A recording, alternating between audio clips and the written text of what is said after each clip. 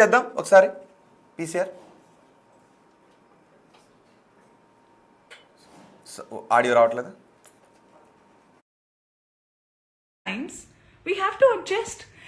బట్టలు ఇలా వేసుకోవాలి అలా వేసుకోవాలని చెప్పాలి, అలా వేసుకోవాలి ఇలా వేసుకోవాలని ఎక్కడ రాసింది సార్? మీరు చెప్పండి. ఎస్, మోడర్న్గా కూడా వేసుకోవాలి, వేసుకోవద్దు, అసలు బట్టలకు ప్రస్తావనే లేదు సార్. బికాస్ బట్టలు don't matter. What matters is your character, your behaviour. మన బట్టలు అంతవరకు వస్తే మనకి బ్లౌజులు పెట్టికోట్లు కూడా లేవు సార్. ఆడవాళ్ళు అందంగా చాలా మన మన మన హిందూ మన సనాతనంలో మగవాళ్ళు ఎంత పద్ధతిగా, ఎంత కంట్రోల్తో, ఎంత నిష్టగా ఉండేవాళ్ళు అంటే ఆడవాళ్ళు అంత కంఫర్టబుల్గా జస్ట్ ఒక డ్రేప్ వేసుకుని తిరిగేవాళ్ళం సార్. దీస్ మొఘల్స్, బ్రిటిషర్స్ వాళ్ళు వచ్చి వాళ్ళ మిసాజినీని మనకి రుద్దారు. So today changing times we have to. Anasuya మాట్లాడారు, బట్టలు అనేది మ్యాటర్ కాదు, క్యారెక్టర్ అనేది మ్యాటర్, ఆలోచన విధానం అనేది మ్యాటర్. మొఘళ్ళు బ్రిటిష్ వాళ్ళు వచ్చి మనది వాళ్ళ భావజాలాన్ని మన పైన రుద్దారు అని. రోహిత్ గారు ఇక్కడ అనసూయ గారు చెప్తారా ఎవరు చెప్తారా నాకు అనవసరం. క్యారెక్టర్ లో మొట్టమొదటి అంశం ఏంటంటే దుస్తులు, రెండో అంశం భాష, మూడో అంశం క్యారెక్టర్. క్యారెక్టర్ ఎప్పుడు? క్యారెక్టర్ లో మొదటిదే దుస్తులు. దుస్తులు వేసుకుంటే కాదు, సరైన భాష కూడా ఉండాలి, ఇచ్చిపుచ్చుకునే మర్యాదలు ఉండాలి, గౌరవాలు ఉండాలి.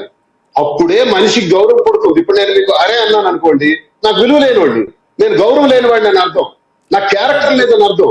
నేను ఇక్కడ చెప్పుకొని కూర్చొని శ్రీనివాస్ గారు ఒక క్వశ్చన్ స్ట్రైట్ గా అడుగుతాను. శివాజీ వాడిన భాష, ఆ వర్డింగ్ ఏంటి అనేది పక్కన పెడితే ఆయన ఉద్దేశం తప్ప కాదా సార్? శివాజీ అనేటటువంటి వ్యక్తి గాని ఇంకెవరైనా గాని అలా చెప్పుంటే మాత్రం స్పష్టంగా తెలియజేస్తున్నాను, చెప్పే విధానంలో తీరు ఉండాలి. శివాజీ నిజంగా ఫిల్మ్ ఇండస్ట్రీకి చెందినటువంటి మహిళల గురించి మాత్రమే నేను మాట్లాడాను అని చెప్పాలనుకుంటే వాళ్ళకి పర్సనల్ గా చెప్పు. ఏమిటి మీ డ్రెస్ బాగలేదు, ఏమిటి మీరు ఈ రకమైన దుస్తులు వేసుకోండి, గౌరవం ఉంటది. పర్సనల్ గానైనా కాదు కాదు వాళ్ళకి పర్సనల్ గానైనా